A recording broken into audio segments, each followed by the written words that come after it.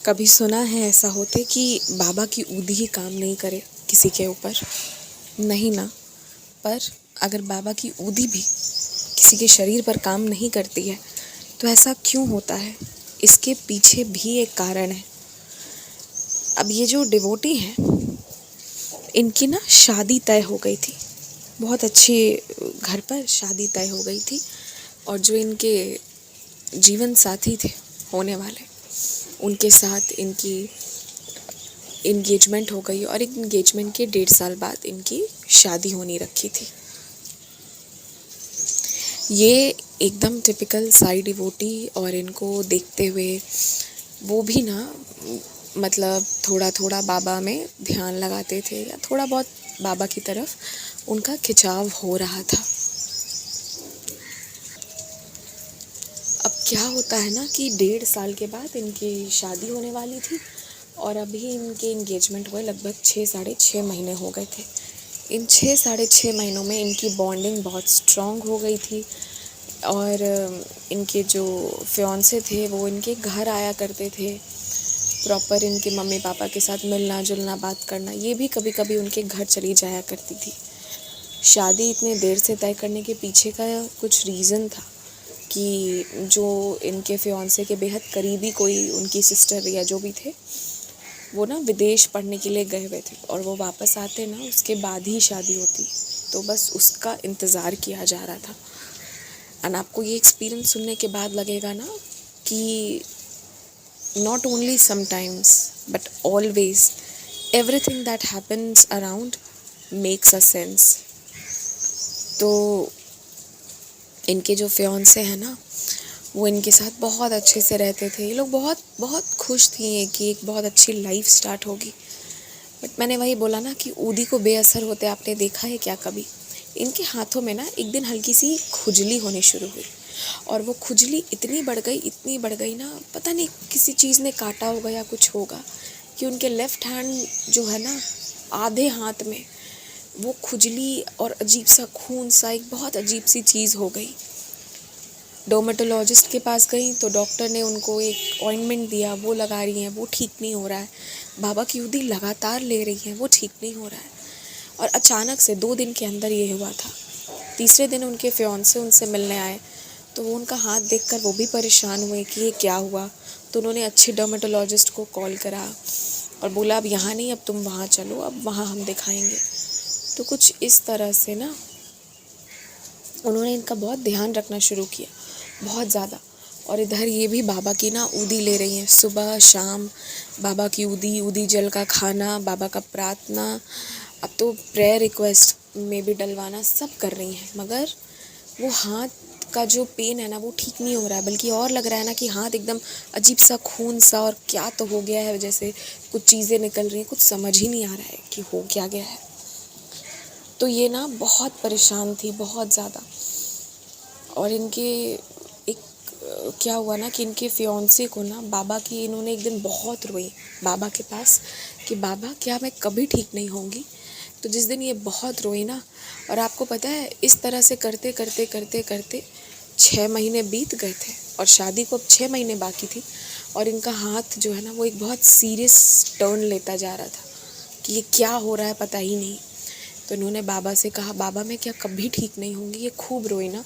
उस दिन एक बहुत पहुँचे हुए डॉक्टर के बारे में इनके फियांसे को पता चला, तो उन्होंने इनसे कहा कि हम वहाँ चलेंगे और वहाँ दिखवाएंगे। और ये लोग वहाँ गए, वहाँ जाकर इन्होंने दिखवाया, सभी सारे ट्रीटमेंट्स प्रॉपर करवाए। अब शादी को 6 महीने रह गए हैं और डॉक्टर क्या कहते हैं पता है? ये एक बहुत भयावह बीमारी का रूप लेने वाला है और ये ठीक नहीं होगा इतनी आसानी से। इसे एक चीज़ को ही ठीक होने के लिए ना बहुत पेशेंस चाहिए, बहुत तरीके से इसको हैंडल करना होगा, तभी ये यहाँ पे रुकेगा, नहीं तो ये पूरे बॉडी में होगा। क्या हो रहा है पता नहीं। और डॉक्टर ने ना उनको डराया काफ़ी कि आप जो हो ना ध्यान रखो, जो मैं बता रहा हूँ वो करो, जिस तरह नहाना है, जिस तरह क्रीम लगाना है आप वही करो, नहीं तो आपका हाथ का क्या होगा ना यू ऑल्सो डोंट नो। तो ये बहुत परेशान थी उस चीज़ को लेके और बाकियों के लिए ये सलाह मशवरा था कि कोई उनके हाथ को टच नहीं करेगा और थोड़ा उनसे ना डिस्टेंसिंग करके रखेगा। और डॉक्टर की बातों से लग गया कि अभी इससे ठीक होने में ना 2-2.5 साल तो आराम से लगेगा। तो इनके फियांसे ने कहा ना कि हम शादी का डेट ना थोड़ा और बढ़वा लेते हैं और 6 महीना एक्सटेंड करा लेते हैं। तो जो 1.5 साल में होने वाली शादी थी अब वो 2 साल में हो रही थी, ठीक है। तो एक्सटेंशन उन्होंने कर लिया। अब जो इन्होंने जिस वक्त वो पहुँचे हुए डॉक्टर के पास गई थी, तब से पहले वाले डिसाइडेड टाइम पे तो शादी 6 महीने पे ही होने वाली थी। वो तो डॉक्टर से आने के बाद उन्होंने 12 महीना कर दिया। तो वो जो अप्रॉक्स डेट ये लोग मान के चल रहे थे ना, आप यकीन मानो उस वक्त ना इनकी हाथ की स्थिति इतनी ख़राब हो गई थी ना, जैसे कि वो डॉक्टर की मेडिसिन भी बेअसर हो रही थी। और उनके फियांसे ना उस दिन देखे और उनको ध्यान आया इस चीज़ का कि इसकी हाथ की स्थिति कितनी ख़राब हो गई है, कितनी ख़राब। और उसके बाद भी ना वो लोग ठीक है, अब ट्रीटमेंट्स ले रहे थे कि क्या करना है क्या नहीं। एंड आप बिलीव करिएगा 18th मंथ में ना, मतलब 24th मंथ में उनकी वेडिंग थी, 18th मंथ में मतलब पुरानी शादी के डेट से एग्जैक्ट 2 महीने के बाद उनके फियांसे ने ना उनके साथ शादी काट दी, क्योंकि डॉक्टर ने कहा कि अभी इसको ट्रीटमेंट को ठीक होने में 4-5 साल भी लग सकता है, ये धीरे धीरे ठीक होगा, क्योंकि उनका बीमारी बढ़ रहा था, घट नहीं रहा था। पहले जितने दूर था हाथ में, अभी और बढ़ रहा था। डॉक्टर ने कहा कि इसको बहुत तरीके से उनको सब कुछ फॉलो करना होगा। वो परेशान होकर कर नहीं रही थी। तो इनके फियांसे ने ना बोला कि मतलब ऐसी जो रोगी लड़की होगी इस तरह की, ये तो मेरे घर आके क्या करेगी, यही खुद ही बीमार है, इसका क्या होगा, ये वो करके उसने उल्टा सीधा करके शादी तोड़ दी। और ये इनके लिए इतना बड़ा सेटबैक था ना कि जो इंसान इतना साथ दे रहा था हर एक चीज़ में, वो बस अब मेरी हाथ ठीक नहीं हो रही है, जो कि हो जाएगी, डॉक्टर कह रहे हैं हो जाएगी, पीछे बढ़ रहा है तो थोड़ा थोड़ा आगे से ठीक भी होना शुरू हुआ है, पर वो व्यक्ति जो है उसने शादी तोड़ दी। और इधर ऊदी, इनका ना ऊदी से विश्वास जैसे मानो उठ चुका था। ऊदी अब ये लेना ही नहीं चाहती थी, क्योंकि ऊदी इनके साथ मानो मजाक कर रही हो, ठीक ही नहीं हो रही है ये। तो इनको ना, मैंने बोला ना एवरीथिंग मेक्स सेंस, ये ऊदी ठीक नहीं करना भी ना, ये दिखा रहा था कि ये इंसान ना तुम्हारे प्रॉब्लम में तुम्हारे साथ रहेगा नहीं ज़्यादा, ठीक है। तो इसीलिए ना इसके साथ जीवन बिताने की मत सोचो, ये उस लायक नहीं है। ऊदी ना इनको इसी ओर संकेत करना चाह रही थी जो इनको समझ नहीं आ रहा था। इन्होंने ना उनको बहुत समझाया, घर वालों ने समझाया, बट वो सुनने को तैयार ही नहीं थे, उनकी एक बात नहीं सुनी और शादी तोड़ दी कि ऐसी डिजीज्ड गर्ल से हम शादी नहीं करेंगे। और ये इनके लिए ना ये बहुत बहुत बड़ा झटका था, बहुत बड़ा शॉक था। बाबा से ये बहुत नाराज़ हो गई। लेकिन शादी टूटने के ना 1 साल के अंदर इनका हाथ धीरे धीरे करके पूरा ठीक हो गया। धीरे धीरे करके ना शायद पुरानी ऊदी असर कर रही थी और हाथ अब ठीक होने लगा, ठीक हो गया इनका हाथ। पूरा घर ट्रॉमा में था, इनका हाथ ठीक हुआ। फिर ना एक अच्छे लड़के से इनकी फिर से बातचीत शुरू हुई, फिर से ये सब हो रहा था। और अब इन्हें ना बहुत डर लग रहा था शादी करने में, इन्हें बहुत डर लग रहा था। ये मिलना ही नहीं चाहती थी किसी से, डर के कारण, क्योंकि ना आप किसी से आपकी बॉन्डिंग एफिनिटी होती, इतना आसान नहीं होता है तोड़ना, क्योंकि इन्होंने किसी को एज अ हस्बैंड एक्सेप्ट कर लिया था। तो ये बहुत बड़ा मजाक इनके साथ हो रहा था। तो इनको अब लग रहा था कि फिर से वही होगा, डरी हुई थी। But as I said, everything makes a sense.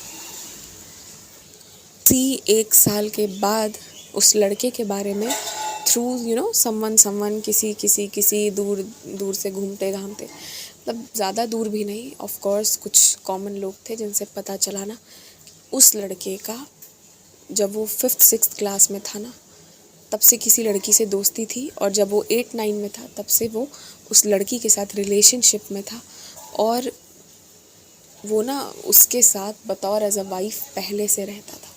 And वो अल्टीमेटली उसी से शादी कर लिया, ठीक है। तो वो शादी कर लिया और शादी करने के बाद मतलब वो लोग साथ रह रहे थे। तो ये व्यक्ति जो इनके साथ इतना केयरिंग, इतना अच्छा था ना, अदरवाइज इनसे शादी करने के बाद डबल मेंटेन करता, डबल स्टैंडर्ड्स रखता। या शादी करने के बाद, क्योंकि ये एक अच्छे घर से बिलोंग करती थी, पता नहीं क्या लेता, क्या करता इनका, या क्या उस व्यक्ति का इंटेंशन था, क्योंकि इनको छोड़ने के बाद तो वो खुल के अपनी जो वो थी, जो लड़की थी, जो गर्लफ्रेंड थी, उससे उसने शादी करी।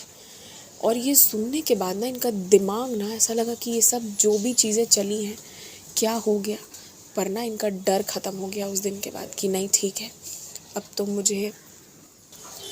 मुझे ना, मुझे भी अब शादी करनी है। अब क्या है, वो इंसान इतना झूठा था। अब इनको लग रहा था ना कि ऊदी बेअसर क्यों हो रही थी, क्यों इनका रिश्ता तोड़ने पर सब तुला हुआ था। जिस दिन उनको ये बात मालूम हुई ना, उस दिन इन्होंने फिर से साईं मंदिर जाना शुरू किया। बोली मैं बाबा को शुक्रिया करूँगी कि बाबा आपने ना मतलब मुझे बचा लिया, नहीं तो ये आदमी मेरे से शादी करके प्यार किसी और से कर रहा था, फिर ये शादी ख़राब करता या डबल मेंटेन करता, क्या करता, बट वो लॉयल तो नहीं रहता ना, जिसका इतना पुराना रिलेशनशिप था। और वो जिस लड़की से शादी किया ना, वो उससे कहीं ज़्यादा रिच,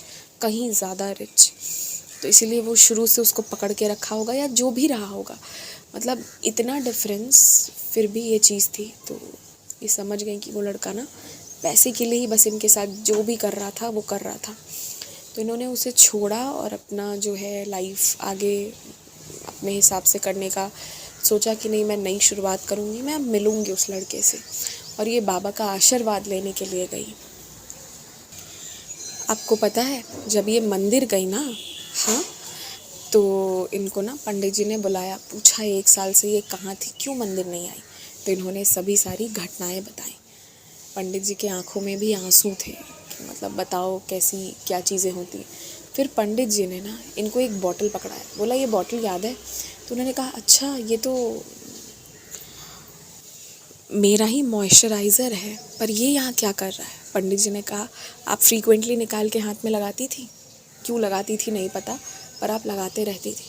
आप ये बॉटल छोड़ के गई थी और मेरी, आप कुछ दिनों तक नहीं आई ना, तो मेरी पोती जो है ना इसे ले गई लगाने के लिए। एंड व्हेन शी अप्लाइड, उसके हाथ में ना इतना कुछ गंदा सा हुआ ना, और वो क्रीम लगाने के बाद हो रहा था। तो एकदम से हमारा ध्यान गया ना, हमने उस बॉटल को खोला। बहुत खुशबूदार पर एक बहुत अजीब चीज़ उस बॉटल के अंदर हमें मिली थी। तो मैंने ये रखा था, अब जब आओगी मैं तब दिखाऊंगा। मैंने खोला तो मतलब अब बहुत वो अजीब सा स्मेल कर रहा था। और ये बॉटल पता है कहाँ से मिला था, इसको उस लड़के ने ही दिया था कि ये तुम टाइम टाइम पे लगाती रहना, जिससे कि यू फील गुड, तुम्हारा स्किन जो है वो हेल्दी रहे, ये बोल के। तुम्हारी हाथें मुझे पसंद है, बैकग्राउंड म्यूज़िक इग्नोर करिएगा, तुम्हारी हाथें खूबसूरत है, मुझे पसंद है, तो इसलिए मैं तुम्हें ये दे रहा हूँ, तुम ये लगाना करके।